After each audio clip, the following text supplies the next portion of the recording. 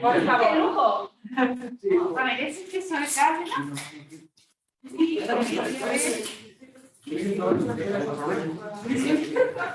Emilio, ¿qué no es eso? ¿Eso de carne de queso o jamón? Cualquiera, ¿cierto?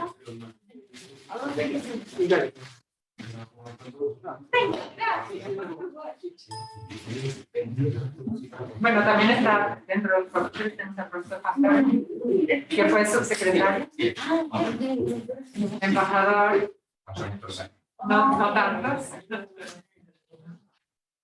Embajador en la Unión Europea. Sí.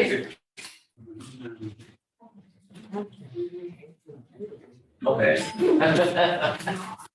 ¿No funciona?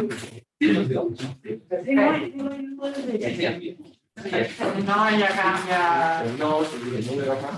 Profesor, entonces vemos la. No se cambia acá. Por eso. Mira. Ah, Sí, ya. Está bien, está bien. Está mejor. Está bien. Listo. Ya, ok.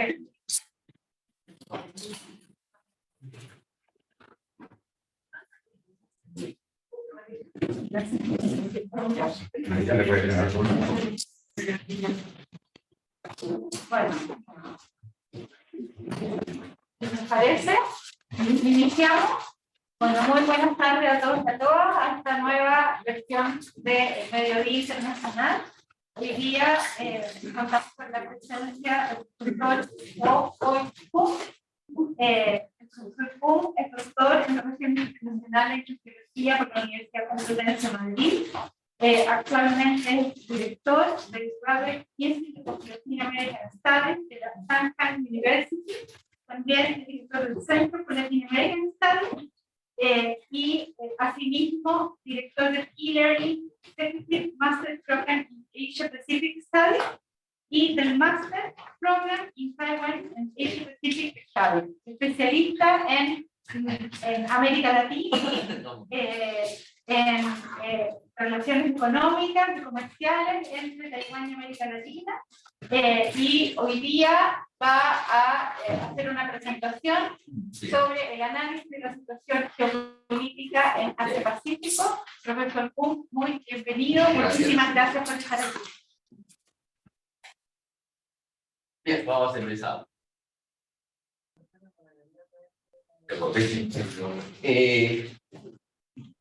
Profesora López Hernández, y estoy contento de estar con ustedes para compartir mis análisis sobre la situación geopolítica en Asia-Pacífico.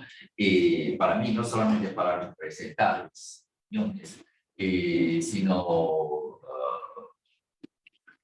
es para mí un viaje de aprendizaje para escuchar su punto de vista sobre la situación en Asia, porque todos nosotros vivimos en la misma cuenca del Pacífico, ¿sí? Y aunque existe una distancia bastante larga, pero todo lo que pasa en Asia, tarde o temprano, afectará a otro lado o otra costa del Pacífico. Sobre este tema, esta es la razón a que voy a enfocar el noreste de Asia, el estrecho de Taiwán, aquí el mar de China Meridional y aquí el Pacífico insular. A mi parecer, ahora en Asia del Pacífico existe cuatro epicentros del conflicto geopolítico. Primero es el noreste de Asia. El centro conflictivo de esta región es la militarización de Corea del Norte. Todas las partes interesadas han hecho un intento en busca de una resolución sobre la desnuclearización de Corea del Norte, pero por diferentes cálculos geopolíticos por la falta de confianza, hasta el momento todavía no han logrado unos resultados. El segundo es el estrecho de Taiwán. Creo que todos ustedes saben, hace semanas China realizó una maniobra bastante grande sin precedente en su escala.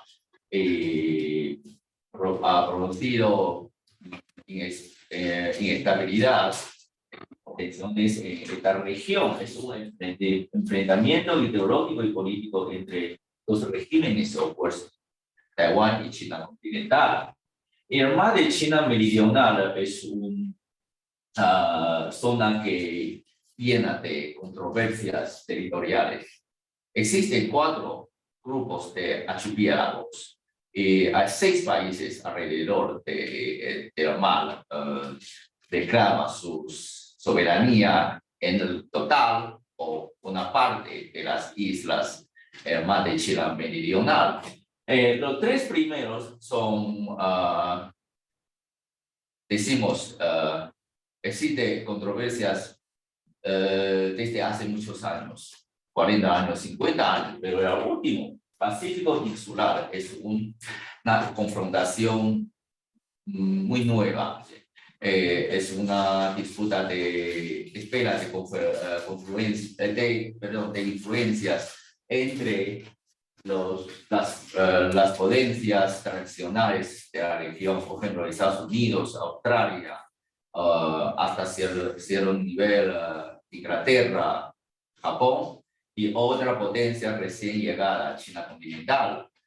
A mi parecer, la confrontación en el Pacífico Insular empieza desde 2018, pero durante los últimos meses se ha identificado la situación o la expansión de China continental políticamente y económicamente.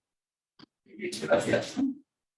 El noreste de Asia, como digo, el centro conflictivo es la nuclearización de Corea del Norte.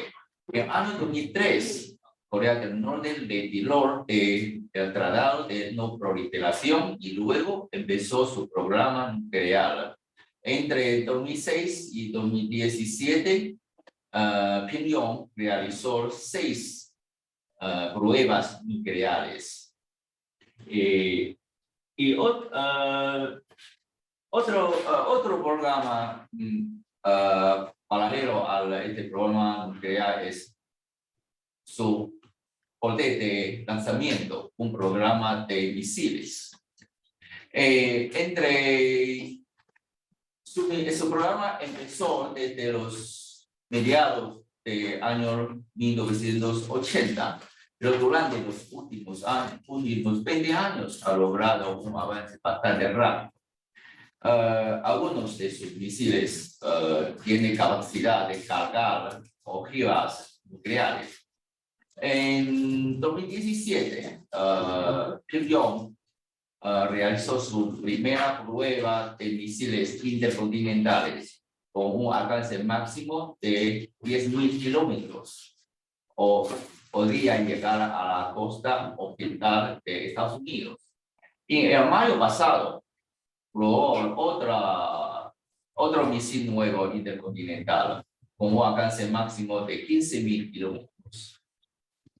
En teoría, ahora Corea del Norte podría atacar a cualquier lugar de Estados Unidos, cualquier lugar en el continente de Estados Unidos. En teoría, solamente.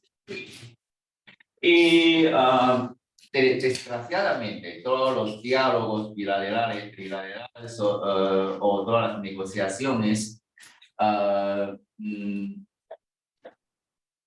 se estancaron. Y, por ejemplo, entre el año 2003 y 2007, se realizaron varias rondas de negociaciones de 6 partidas entre Estados Unidos, Japón, dos Coreas, Rusia y China. pero no logró nada, no lograron nada. Y en 2008, 2018, 2007 se celebraron 3 cumbres entre Trump y Kim Jong-un. Tampoco lograron algo significante. Los Estados Unidos insisten en una desnuclearización completa, verificada e irreversible. Y el Pyongyang desea una desnuclearización escalonada y sincrónica. Sí, entonces, las dos partes no pueden llegar a un acuerdo para un programa de desnuclearización. Y para un futuro cercano, decimos dentro de 2 o 3 años, me parece es imposible para llegar a algo sobre la desnuclearización. La alianza entre Estados Unidos, Japón y Corea del Norte es la clave de la seguridad de esta región. Estados Unidos y Japón y Corea del Sur firmaron un tratado de cooperación económica y estratégica en los años 50, el siglo pasado. El tratado de seguridad entre Estados Unidos y Japón de 1960 permite a Estados Unidos a proteger a Japón cuando es atacado y también otorga derecho a Estados Unidos a estacionar tropas en suelo japonés. Y en su tratado con Corea del Sur existen los artículos semejantes. Pero decimos durante el mandato del expresidente surcoreano Moon Jae-in desde 2017 hasta el mayo pasado de su mandato, la alianza trilateral experimentó un periodo no muy amistoso, no muy cómodo, porque Moon Jae-in tenía una postura comparativamente más pro-Pekín y pro-Pyongyang. Por eso suspendió durante su mandato las maniobras militares más grandes, decimos, se llaman maniobras de verano, conjunta con Estados Unidos. Y en su relación con Japón, porque entre los dos países existen muchos problemas legados de la Segunda Guerra Mundial. Por eso el problema de mujeres comfort y otro problema de labor forzado. Sí, es muy difícil para solucionar, y durante el mandato de Moon Jae-in sucedieron varias veces guerras comerciales entre Japón y Corea del Sur.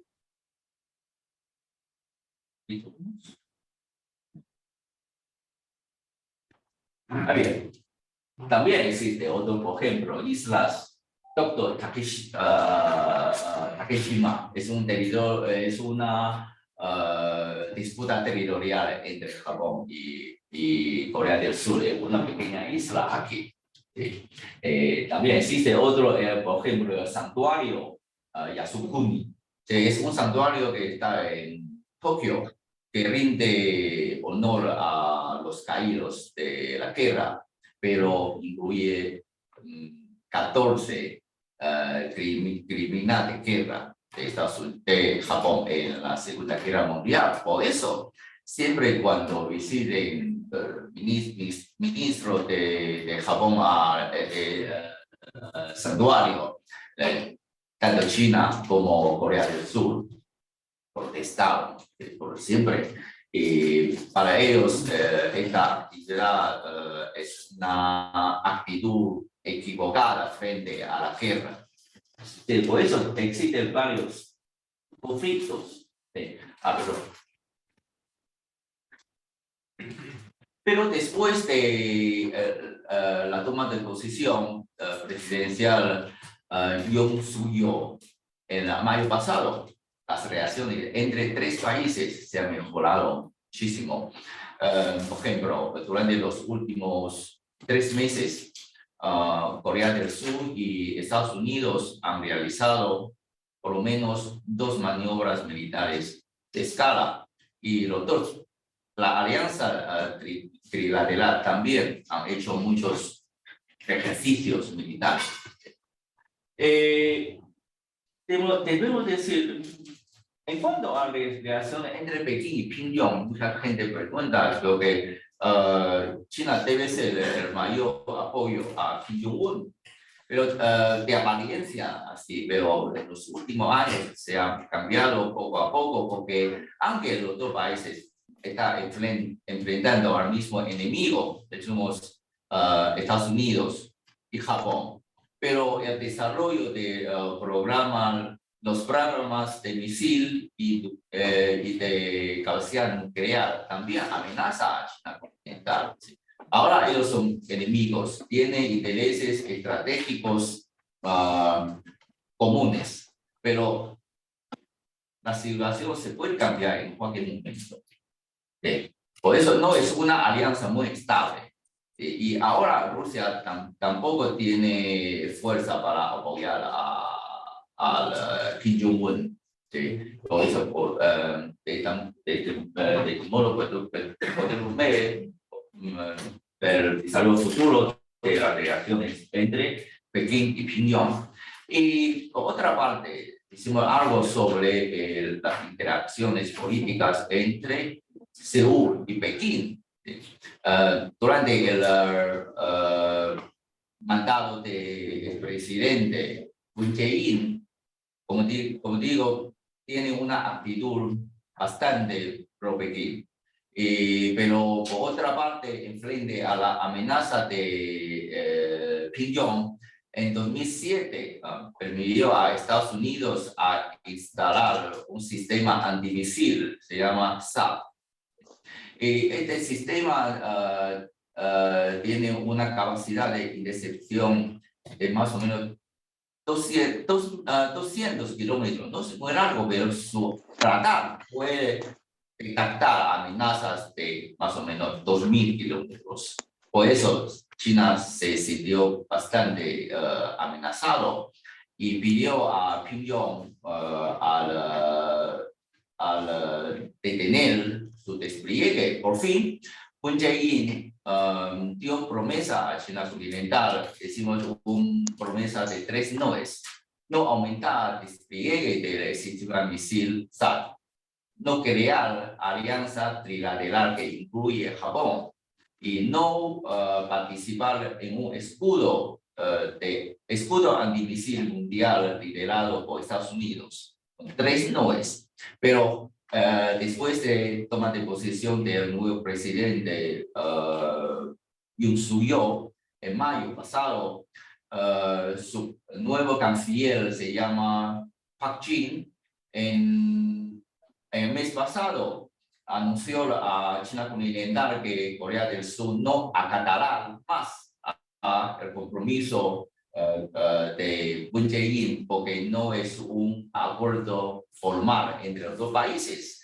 Y el presidente surcoreano dijo que este sistema es muy grave para su defensa al China continental. Por eso, el día 11 de este mismo mes, Seúl declaró la normalización total de funcionamiento del sistema antimisil THAAD. La decisión de Corea del Sur, sin duda, complica mucho sus relaciones con China continental. También ha puesto más trabas a la restauración de las negociaciones de la desintegración de la península. Bien, esa es la situación actual de esta símbolo es el rango de inserción del sistema THAAD. Y lo de afuera es el rango de detección, es radar hasta Beijing y la mayor parte de China. Sí. Van a hacer, me parece que el sistema de SAT para asegurarse el conflicto grave entre Corea del Sur y China continental. Pero comercialmente, Corea del Sur depende mucho más que Japón al mercado de China. Por eso, quizás poco a poco se llama un suyo de flexibilizar su postura, pero todavía no vemos indicios muy aparentes.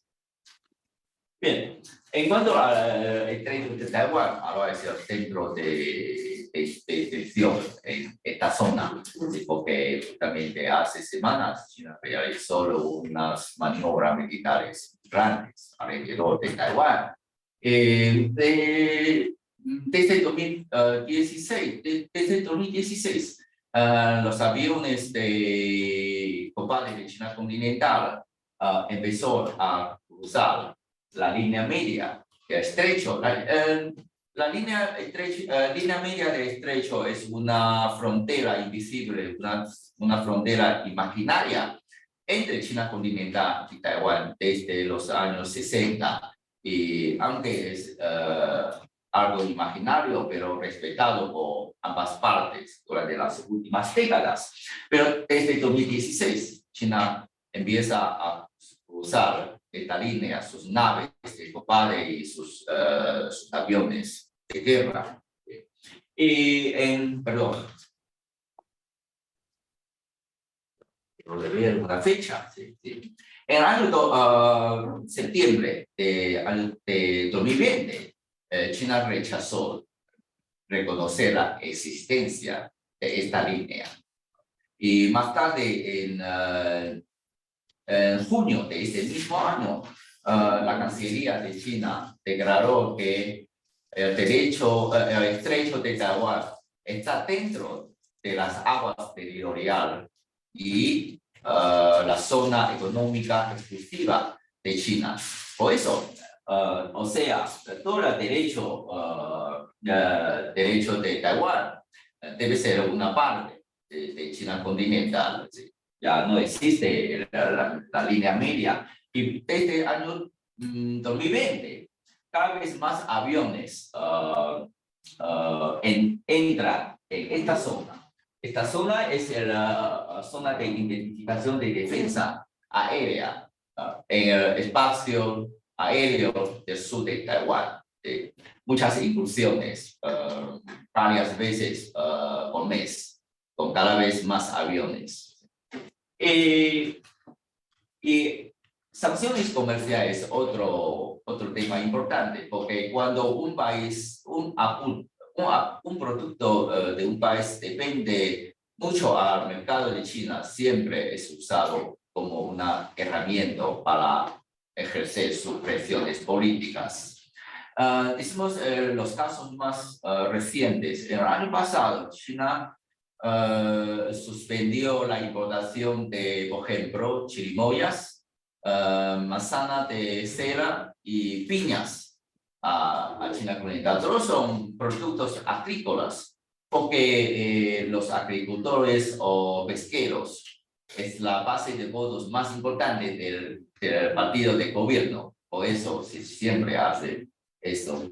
También existen muchos ejemplos como China utiliza un producto que te vende mucho al mercado chino como un arma para dar presiones. Por ejemplo, en el caso de Argentina,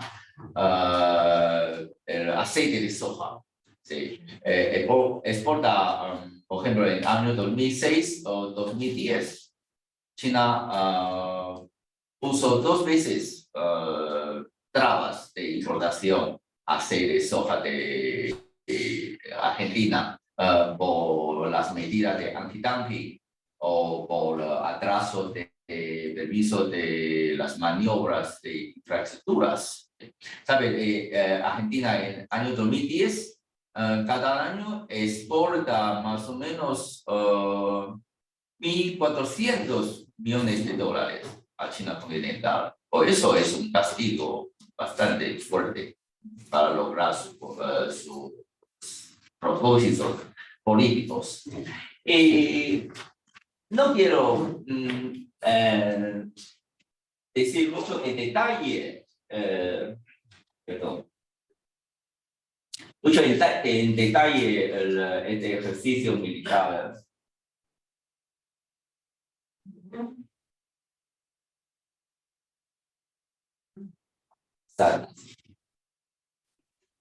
¿Quieres que se lo cambiemos? Ya. Ok. Bien. Estas maniobras se realizaron entre día 3 de agosto hasta 8 de agosto principalmente. Incluye prácticas con fuerza real y lanzamiento de misiles. Esta vez China el día 3 de agosto lanzaron 11 misiles balísticos en 6 zonas.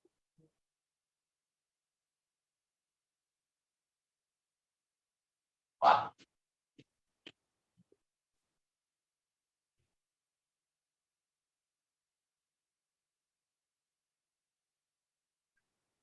Bien, 11 misiles. Pero 5 cayeron en la zona económica exclusiva de Japón. Pero 2 sobrevolaron por KTP, pero fuera de la atmósfera. China marcó 6 zonas de maniobras. 3 de ellos tienen una esquina, sobresalieron en las aguas territoriales de Taiwán. Además de esta maniobra, en realidad es una guerra mezcla frente a Taiwán. Maniobra militar y otra parte una guerra comercial. Y tan pronto como llegó Nancy Pelosi, la presidenta de la Cámara de Representantes de Estados Unidos, a Taiwán, China anunció una suspensión de más de 3.000 partidas de productos agrícolas y de pesca a China continental, que afectan a más o menos 300 empresas de Taiwán. Esa es una guerra comercial. Y otra parte es ciberataque. Es muy fuerte durante estos días. Por ejemplo, el Palacio de Presidencia, el Ministerio de Exteriores y el Ministerio de Defensa se desconectaron momentáneamente su página web. Y también hay muchas pantallas publicitarias de supermercado o de estación, de metro, también fueron invitados por hackers de China. Sí, por eso, después de esta vez, sabemos que muchas empresas de Taiwán usan software de China continental, pero no saben que realmente existen muchas amenazas. Sí, existe la puerta trasera para facilitar la entrada de los hackers. Sí, por eso estas maniobras nos dan muchas alertas en este aspecto.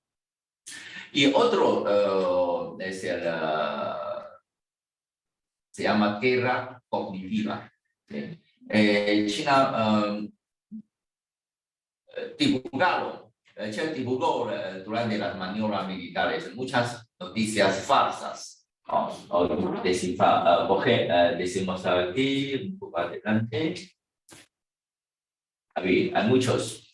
Sí, este es un oficial del ejército chino. está mirando a Taiwán. Ahí está, parece está muy cerca, pero nunca los naves de guerra de China continental llegaron a 24 millas náuticas. Sí, por eso es falso. Y otra, una conglomeración de tanques y artillería en las playas, frente a Taiwán. Pero no es una foto natural, es una foto hecha por otros muchos.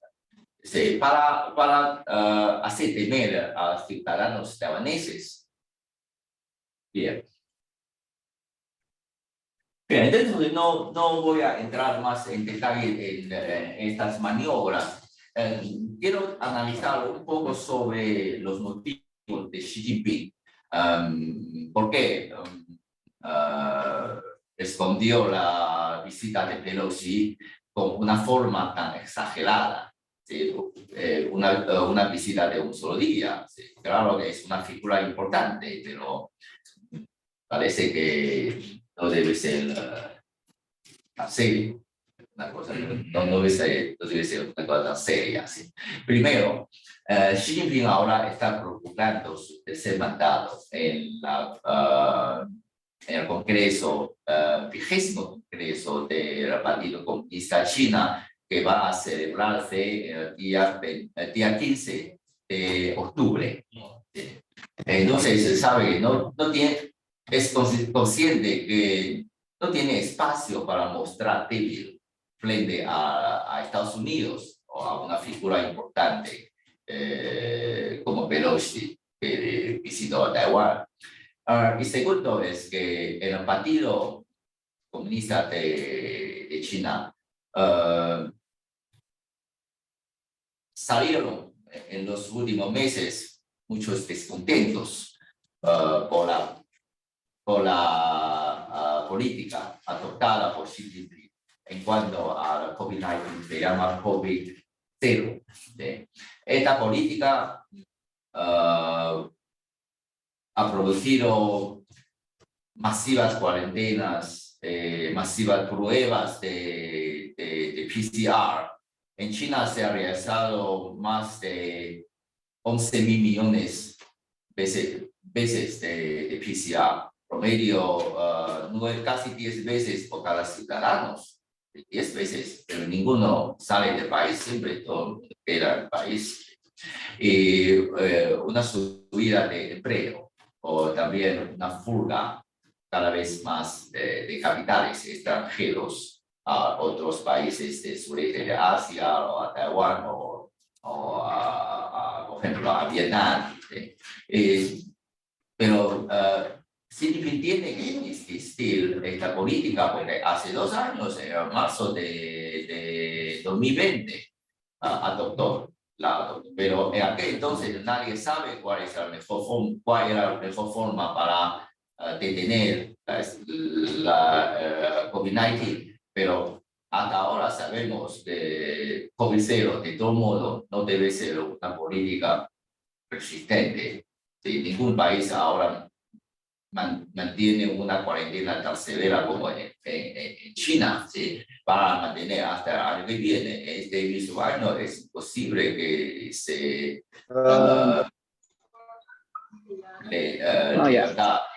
levanten estas restricciones. Mocos.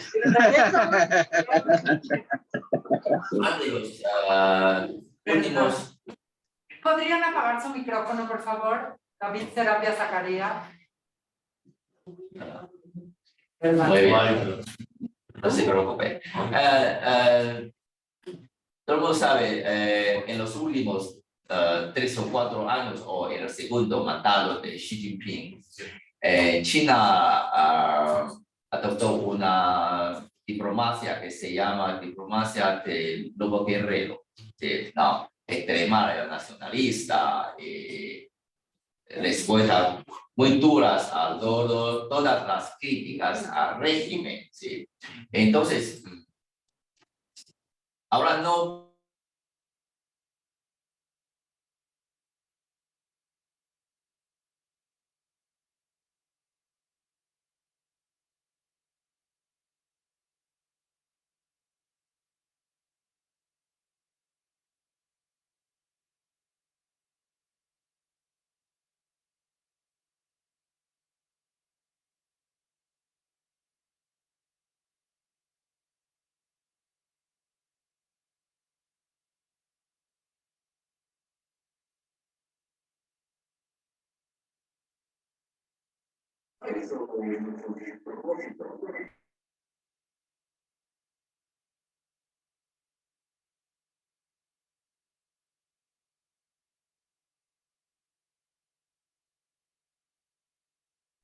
Y otra, China tiene la capacidad para acelerar hacia Taiwán. Segundo, tiene la capacidad de cortar el tráfico de una ruta fluvial clave para Taiwán.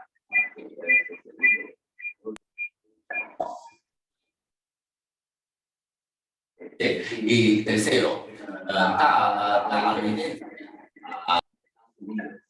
Japón y otros países consideraría ayudar a obtener a Taiwán cuando Taiwán está atacado.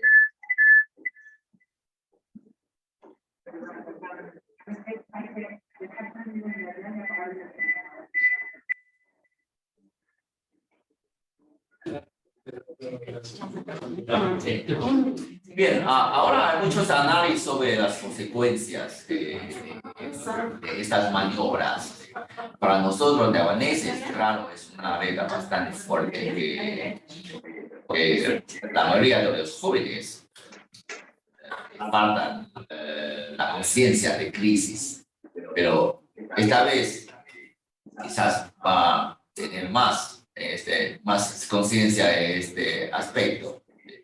Y claro, las maniobras complican sus relaciones con Estados Unidos, también con otros países occidentales. Por ejemplo, países del Grupo 7, grupo de los 7, ¿sí? Con Japón también. Las maniobras van a acelerar el rearme de Japón. También hace que India, China continental, porque entre China y continental y India existen unas maniobras territoriales en la región Himalaya. Y esa maniobra también es un empuje a unas relaciones más cercanas entre India y Estados Unidos. Y en octubre, India, los dos países van a celebrar unos ejercicios militares conjuntos en la zona a 10 kilómetros a la área en disputa entre India y China continental. También fortalece la decisión de Estados Unidos por su política Indo-Pacífica para mantener una zona marítimo zona abierta, libre. Claro, esta maniobra tiene unas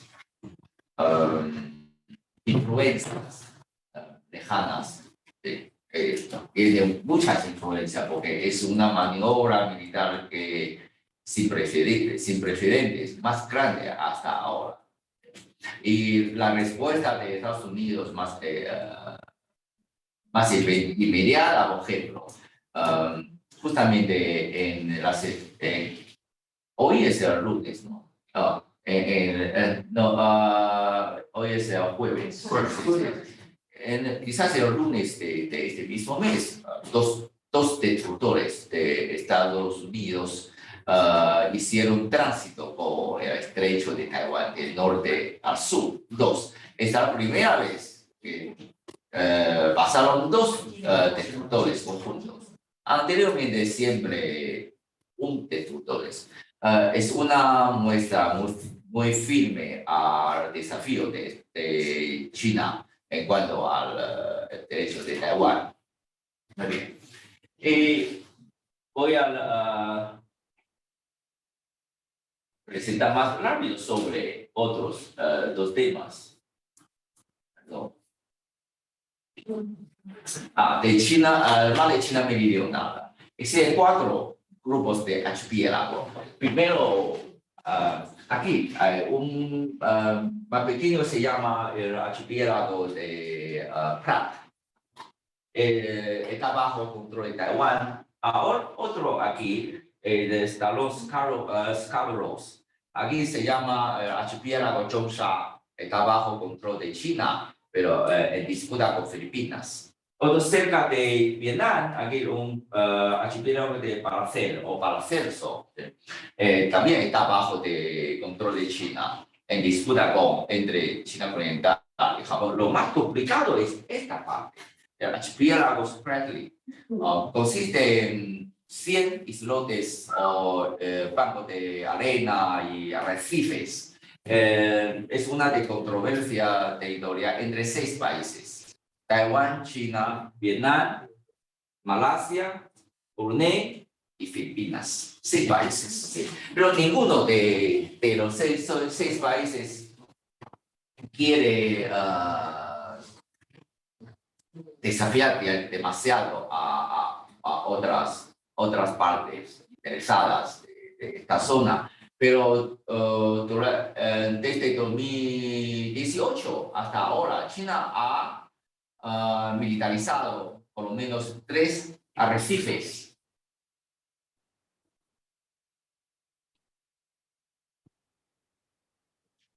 Okay.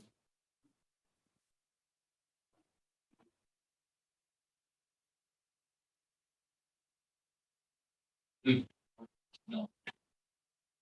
Sí, 3 arrecifes: arrecife Mischief, arrecife Subi y arrecife Fairy Cross. Aquí viendo unas fotos. Acá. Exacto.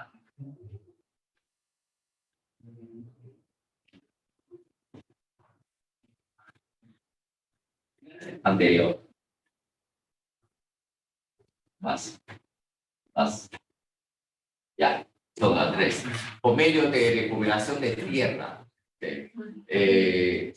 instaló China en las 3 arrecifes con aeropuertos, puertos para naves de batalla, radar y sistemas antimisiles. Y estas actividades ha dado mucho miedo a los países alrededores.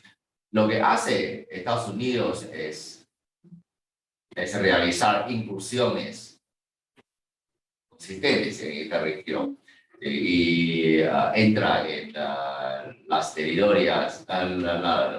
aguas territorias reclamadas por China como prueba que tiene la soberanía. Es una zona que siempre existe conflictos, pero no es previsible que se convierta dentro de poco en una guerra regional o algo, pero siempre tememos que suceda accidentes militares y luego estalla algo más terrible en la región. Bien, el último voy a presentar a usted es el Pacífico insular. ¿Sí? Es una confrontación nueva entre las potencias tradicionales de la región: Australia, Estados Unidos y China continental, la potencia recién llegada. En el año 2018, Xi Jinping, en ocasión de la conferencia cumbre de APEC ¿cómo se llama? Papua Nueva Guinea. ¿Sí? Para reunir a todos los presidentes, todos los líderes políticos de gobierno de los países insulares que mantenían relaciones diplomáticas con China. Y este tipo de manejo diplomático dio mucha alerta a Estados Unidos y a Australia. Y más reciente es que en abril de este mismo año, China firmó con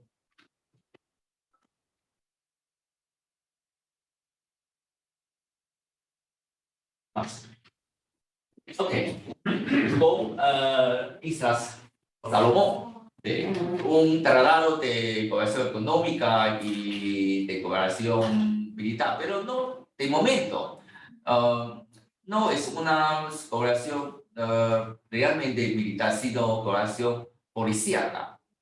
Pero es posible que poco a poco se convierta en una cooperación estratégica militar. Y China, todo el mundo sabe, China desea establecer base militar en una o otras islas, no, países insulares, Oceanía. Lo que pasa es que el desarrollo rápido de China continental en el Pacífico insular ha causado muchas preocupaciones a Estados Unidos, porque aquí existen dos sistemas defensivos de cadena de islas. Aquí está la primera, desde Japón a Okinawa, a Taiwán y luego a Filipinas, es primera línea de islas. La segunda desde Japón al Guam y luego a Nueva Guinea. Y Papua Nueva Guinea. Pero las islas, por ejemplo, las islas de Salomón, están fuera de la segunda cadena de islas. Significa que una vez que China tenga bases militares en las islas o los países insulares del sur del Pacífico, entra directamente en la segunda, que la segunda cadena de islas está muy cerca de Guam, la base militar más grande de Estados Unidos en el Pacífico. Por eso, la respuesta de Estados Unidos es que primero en febrero de este mismo año,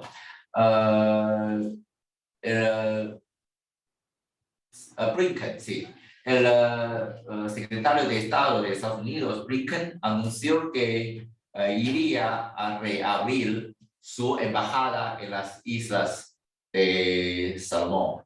Y en agosto, en los primeros días de agosto, el subsecretario de Estado, Sherman, anunció que Estados Unidos iría a abrir dos embajadas nuevas en Tonga y en Kiribati. Sí, antes Estados Unidos nunca ha dado tanta atención en esta región, pero poco a poco Estados Unidos aumentará su presencia diplomáticas y militares en esta región. Todavía no existe una potencialidad en esta región como un centro conflictivo muy fuerte, pero poco a poco puede ser más amenazada para la seguridad de Estados Unidos y Australia. Bien, de todo modo, son los cuatro epicentros más conflictivos en Asia-Pacífico. No hablamos más sobre India, solamente presento la situación geopolítica de las regiones que están más cerca de Taiwán. Muchas gracias por su atención. Muchas gracias.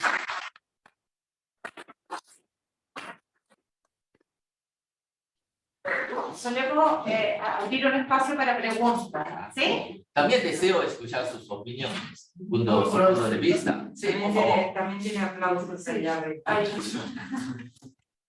Pues marcar algunas preguntas y las preguntas que no están.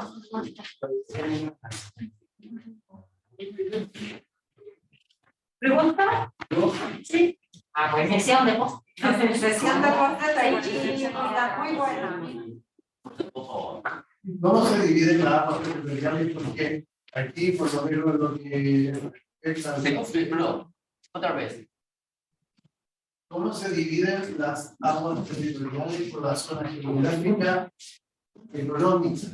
Porque aquí en esta parte nació el concepto de que son 200 islas. Sí. Pero ahí parece que Taiwán, China, no.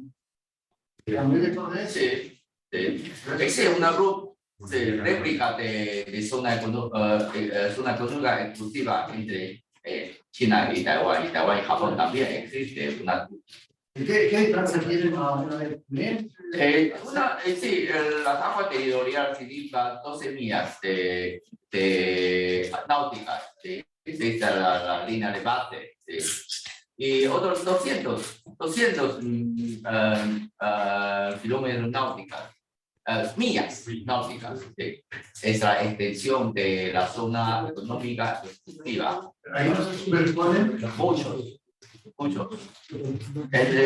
Aquí es muy complicado, muy difícil para distinguir. Y por eso muchos conflictos de pesca o pesquera entre casi todos los países, entre Filipinas y Taiwán, entre Corea del Sur y China, Corea del Norte y China también. Y muy difícil para discutir sobre esta zona más de China meridional. Muchas réplicas de territorios. Otra consulta que tiene nada que ver con Japón terminado con la casa de ballena, que ahí tiene un santuario de ballena, pero pueden decir, no hace los japoneses Santuario. Sí, ballena, sí. Sí. Pasan los japoneses. Para japoneses, un santuario que rinde los caídos, pone, se dice como una tapia espiritual, ¿sí? Con el nombre de los caídos, de algo muy normal, muy tradicional. Claro, incluye este santuario en disputa. Contiene 14 criminales de guerra de la Segunda Guerra Mundial, pero para los japoneses, ellos son héroes, no son criminales de guerra. Por eso, para ellos es muy natural, rinde honor cada año a el santuario. Pero para China y Corea del Sur, o para otros países de Asia, de Asia Sureste, es otra cosa. Perdón, ¿por qué dice criminales? ¿Qué hicieron esos ángeles? Criminales por la Corte Internacional de son, bueno, no mandaban. Son criminales de guerra declarados por la Corte Internacional de guerra, quizás. Me parece Que para japoneses, ellos son héroes de guerra. O sea, diferentes. ¿Quién son? Vamos haciendo una pregunta acá y una pregunta. Es para que aquí también le está preguntando, ordenémonos. Sí, una pregunta, hay preguntas en Zoom. Sí. Vamos. 他在找什么？他的目标， Son Pelosi a Taiwán. 他的英语啊。 Ahora nos pueden traducir a los Yo no entendí ni una última parte, lo demás me quedó claro. ¿Por qué Pelosi visitó a Taiwán? 为什么？他的原因呢？美国大道什么才还是？ Pelosi vecino primero, Nancy Pelosi, siempre es muy apoya mucho a Taiwán. Y hace el año 1995, Nancy Pelosi se atrevería a protestar en Tiananmen Square.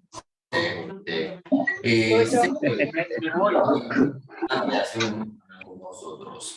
Esta es porque para salir de su puesto como presidenta de la Cámara de Representantes, por eso venía a Taiwán para expresar su apoyo. Y sabe que las relaciones o el grado de tensión entre los dos lados del estrecho de Taiwán ha subido durante los últimos 6 años muchísimo. ahora quizás va a llegar a un grado peligroso. ¿Sí? Solamente, nada más, es un viaje de 24 horas. Se va a expresar su apoyo, su amabilidad a Taiwán. ¿Y cuáles son lo que persigue Estados Unidos en Asia?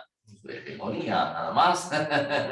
Sí, ahora el Asia-Pacífico ya es una arena de pugnas, de hegemonía entre Estados Unidos y China. Sí, China quizás militarmente tiene una distancia bastante larga con Estados Unidos, pero Japón y tanto Tokio y Washington quiere detener la expansión de China continental en esta región, porque, por ejemplo, Taiwán es el centro de producción de chips y Japón tiene una tecnología muy avanzada, por eso es una parte de centro de economía, del centro económico de Taiwán. Siempre está bajo el control de Estados Unidos después de la Segunda Guerra Mundial. Ahora no quiere perder su influencia por la emergencia de China continental. Nada más, me parece es una pugna de economía entre las dos potencias. 是白人的，China 2020, China 2025. 2025. Sí. Cuando el tema de los semiconductores. Semiconductores, sí. Entonces, en este año, ¿sí?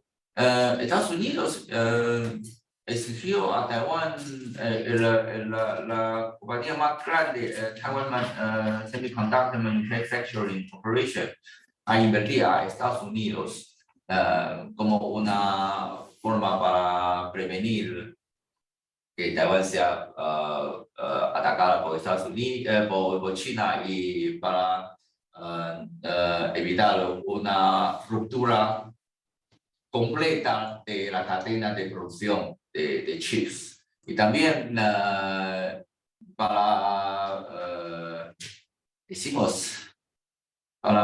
mostrar más cooperación con Estados Unidos y Japón, y entonces esta compañía ha invertido un montón de dólares en Estados Unidos y en Japón.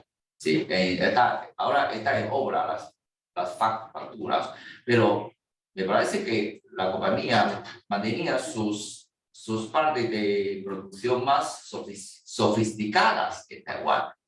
Se aguarda sus tecnologías en Taiwán.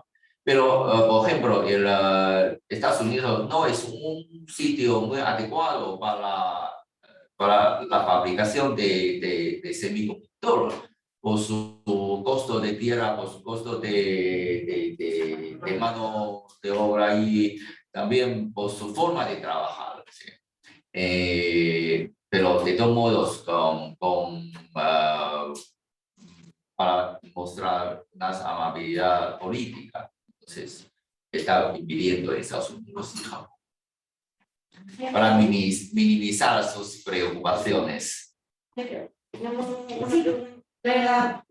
tan creíble, perdón, es de Renato Rondanelli, qué tan creíble puede ser la política exterior china que declara no tener intereses expansionistas, pero en la realidad vemos cómo busca ejercer hegemonía en el Pacífico Meridional? Eso es muy bueno. Está buenísimo. Exacto.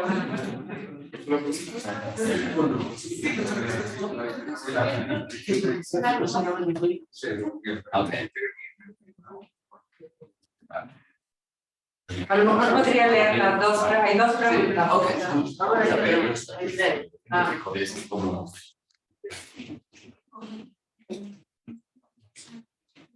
a mostrarle un mapa.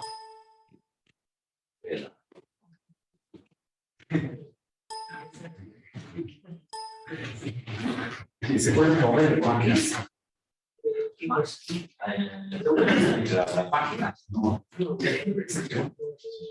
Voilà.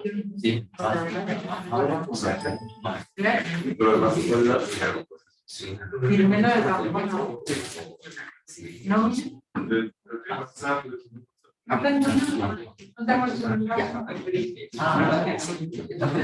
Por ejemplo, dice que si China existe realmente unas ambiciones de expandirse, porque los chinos siempre dicen que no intenta a la expansión política. Pero aquí hay una foto. China reclama la totalidad del mar de China Meridional. Se dice una línea de 9 puntos. Desde aquí, 1, 2, 4, 5, 9 puntos. Son aguas territoriales de China continental. Para China no es una expansión.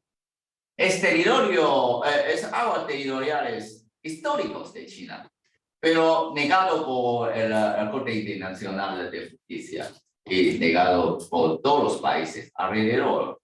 Puede creer, para China no es expansionista, son territorios tradicionales de China. Y para otros países es una expansión militar o expansión política. Esa es la diferencia de interpretación entre todos los países. Para China no tiene intento de expandir, solo quiere sus aguas territoriales anteriormente, que siempre existen para China. Sí, una diferente de interpretación, me parece. Sí. Para nosotros, como los taiwaneses, mi padre vinieron de China continental en 1949, siempre decimos, ¿no? Somos muy pacíficos, no tenemos ganas de expandir nuestras influencias políticas o algo. Pero la realidad, quizás para ustedes o para otras partes interesadas, son otras cosas diferentes. Pero, perdón, ¿y qué dice Vietnam? Ahí los puntos están bien cerquita de Vietnam y lo mismo con Malasia. Sí, Malasia está aquí, Malasia y esta parte, Malasia. Sí, sí existen disputas entre de esta parte de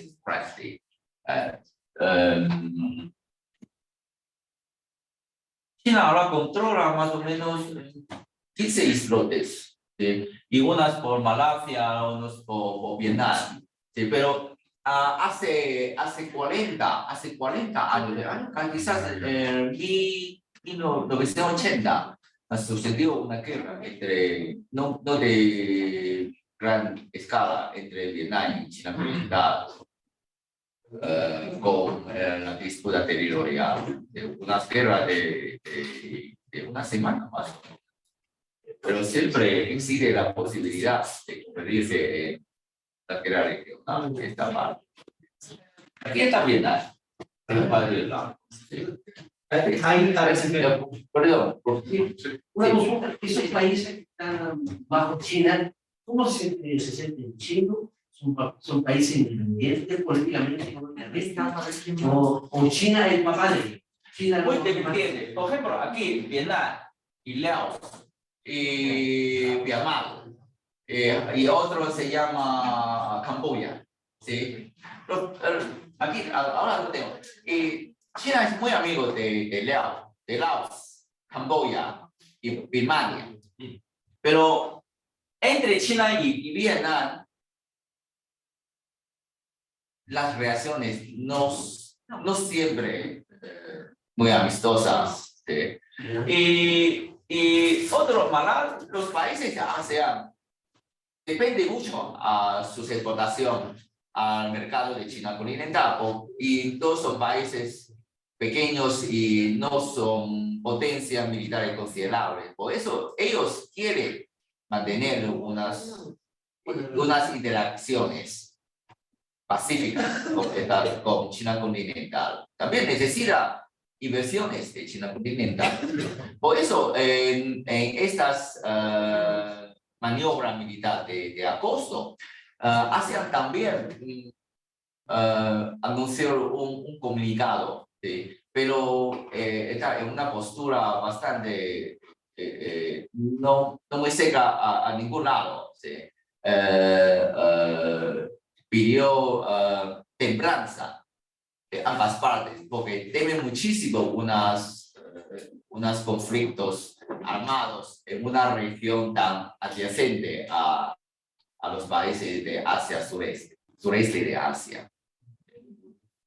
Aquí. Por favor. ¿Hay arrecifes militarizados fuera de la línea de los 9 puntos? Unas isletas. Aquí una provincia, ¿sí? Hay, claro, muchas instalaciones militares. Sí, lo que digo es aquí hay 3 isletas arrecifes. Ha sido instalado militarmente con se llama sistema antimisiles radar con aeropuerto para aviones de combate. Esta zona más conflictiva, Spratly. Andrés.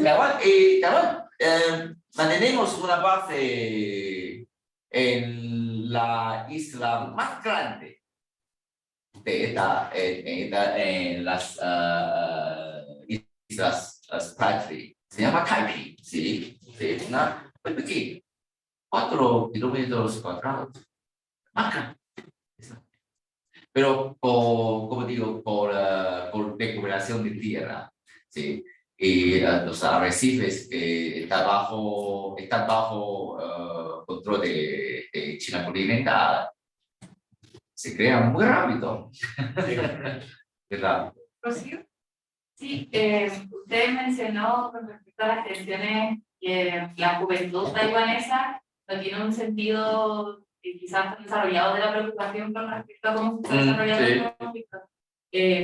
Pensando y considerando que estas tensiones han permeado la mayoría de las instancias internacionales, ¿por qué cree que este fenómeno está ocurriendo en la juventud taiwanesa? ¿Cree que tenga que ver con una situación de acostumbramiento? No sabes, hace muchos años, decimos antes del año 2000, la mayoría de los taiwaneses no creían que iría a estallar un conflicto armado con China continental. Pero durante los últimos 2 años se siente cada vez más real, ¿sí? Más posibilidad de un conflicto armado. Pero para los jóvenes, para nosotros, claro, para los diplomáticos, para mí como profesores, siempre pagamos mucha atención en el desarrollo de relaciones entre ambas partes. Y tengo que decir que, por ejemplo, antes de la segundo mandato de Xi Jinping, desde 2016, antes de 2016, Taiwán y China continental manteníamos unas relaciones bastante cercanas, ¿sí? Y muchos visitantes y muchos alumnos de China a Taiwán y unas relaciones muy fluidas. Pero desde 2006 se cambia totalmente diferente. Pero para los jóvenes están acostumbrados a la vida cómoda, fácil. Entonces, no pensar, quizás muchos de ellos no piensan hasta este momento un conflicto entre los dos lados, pero tenemos que añadir, tenemos que recordar a los jóvenes la situación real y una previsión del futuro desarrollo entre ambas partes. Bastante, nadie mantiene unos puntos de vista optimistas, bastante pesimistas de las relaciones. Porque no existe una base de diálogo. Quizás hay otro diálogo debajo de la mesa, no sé, pero en la apariencia, China se ha cortado todos los diálogos bilaterales, porque insiste en el reconocimiento de una sola China como la base del diálogo. Para Taiwán es imposible, lo aceptamos, por eso no puede empezar, no hay punto de partida para unos diálogos. ¿Sí? Como yo digo, si yo reconozco una sola China, o dos Chinas, tres Chinas, da igual, pero Taiwán no es no es parte de China. Sí, eso es lo que insistimos la mayoría de los ciudadanos taiwaneses. Sin esta base, nada puede empezar. Gracias. Yo, bueno, mi pregunta era la primera de la Rosita. No, pero tú querías preguntar. No, pero vaya. Respecto del bienestar de la sociedad, los diferentes países que están en la lista, Sí. Además de China meridional. es muy diferente si uno lo compara. Si no se compara con. Acá siempre lo comparamos con Laos. Laos, digo que. En este caso, estos países, ¿cómo están en esos estándares que Ahora China hace unos 2 años, China y los países de Asia Sureste, los países interesados en las disputas, por ejemplo, Malasia, Brunei, Filipinas, Vietnam, están discutiendo, negociando unos directrices de conducta en el mar de China Meridional. Para este año no es posible que logren un acuerdo, pero poco a poco sí pueden llegar a un consenso. Pone aparte las disputas de soberanía, sino la conducta de navegación o de pesca en esta región para evitar conflictos accidentados. Están negociando unas directrices de conducta. Pero por ejemplo, en términos, siempre se busca el tema de la vivienda, la educación, la salud. ¿Cómo es ahí? En esa zona, Es muy distinto. muy distinto. Sí. Por ejemplo, Brunei es un país que produce petróleo, muy rico. Y Malasia, Vietnam es una emergencia, una potencia emergente de producción intensiva de mano de obra. Y muchas inversiones extranjeras que ahora ya no son muy adecuadas en China continental, entonces sale para Vietnam. Y otros 3 países, Camboya, Myanmar y Laos, países muy atrasados, pero muy amigos de China continental porque necesitan su apoyo financiero. Y Malasia es un país políticamente muy estable. Y Tailandia, el país con más historia también estable. Pero lo más importante es el más pequeño, Singapur. Singapur es un centro internacional de innovación tecnológica. Entonces, Singapur, aquí está Singapur. Más o menos, aquí está Singapur. Muy pequeño, pero tiene mucha influencia en esta región.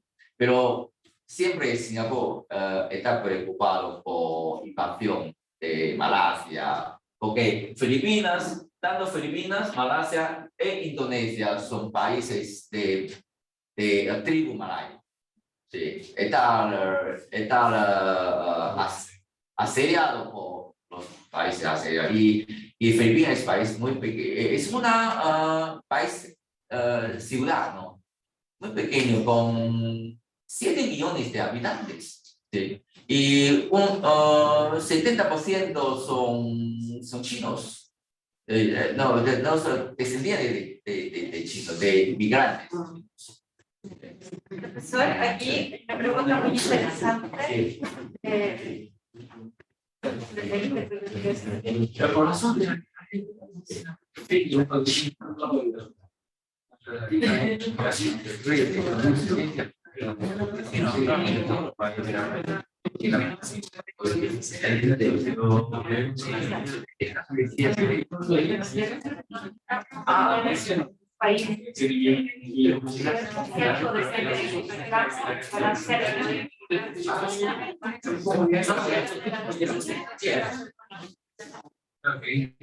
Hay una pregunta que hace el profesor. Bien. ¿Podemos hacer un... Sobre esta pregunta, me parece para ninguno de los países del sudeste asiático, de ASEAN, puede afrontar unilateralmente con China continental, es imposible. Es mucho más grande, ¿sí? Pero con apoyo de Estados Unidos, ellos siempre reclaman su soberanía en las aguas territoriales. Sí, pero no ha conseguido nada. Pero lo que desea Estados Unidos es mantener la estabilidad. No quiere involucrar en las controversias de soberanía. Quiere una estabilidad y un tránsito marítimo abierto y libre. Sí, por eso, cada parte reclama su soberanía. Por ejemplo, en China, todo el mar de China Meridional, y Malasia una parte, Vietnam una parte. También hay sentencia de 2017, sentencia del Corte Internacional negando el reclamo de China continental de la línea de 9 puntos.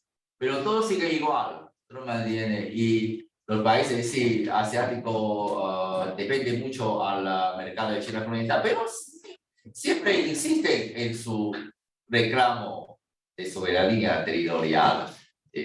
Y Estados Unidos apoya a todos los países de Asia Pacífico en contra de la presión de China continental. Creo que había otra pregunta. Sí, en ese marco, lo que usted nos acaba de contar es qué tipo de incidente podría provocar una escalada en la tensión. ¿Qué tipo de incidente podría provocar una escalada de la tensión? Okay, entre Taiwán y China continental. ¿Cuándo cree usted que China podría lanzar una industria en ese sector? ¿Cuándo llegue el momento?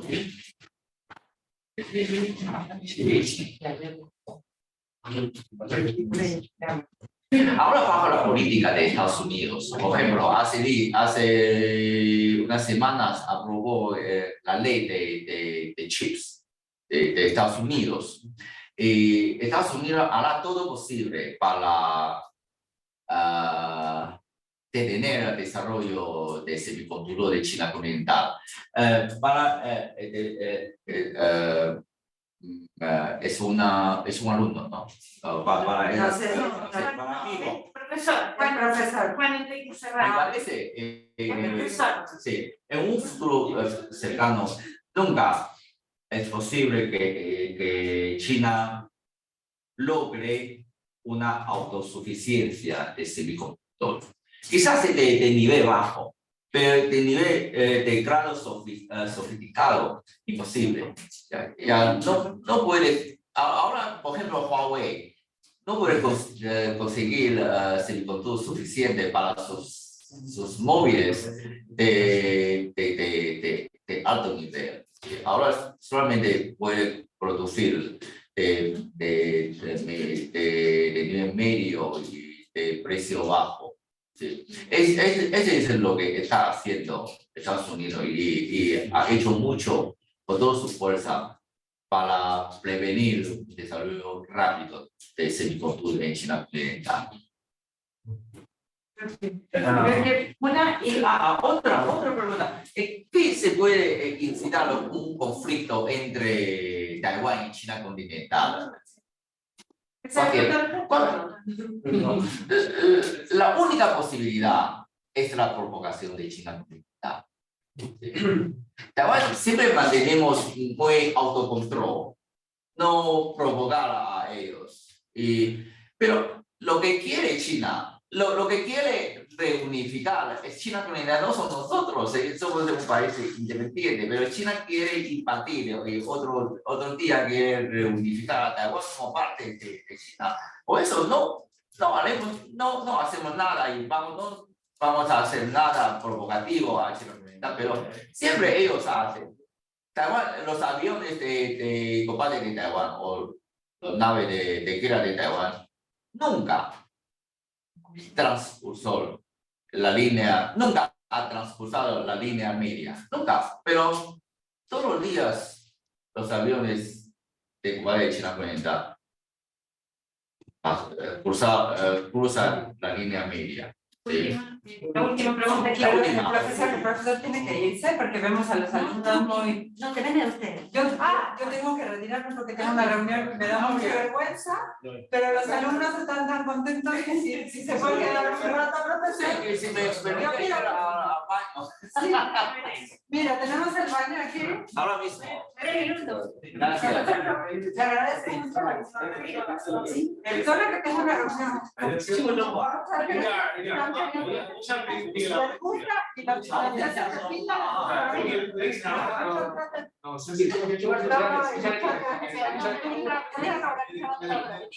El libro se lo vamos a mandar. Sí, no se preocupe, se lo vamos a mandar. Pero es que recién ayer se nos acabaron todos en la Tenemos venta. que hacer en el chat. Vaya nomás directo. Ya chicos, aprovechen al profesor para definirse. Muchas gracias a los que nos acompañaron en Zoom. El profesor va a seguir aquí por si alguien se quiere quedar, pero si no, estas sesiones se levantan a las 3 de la tarde. Gracias.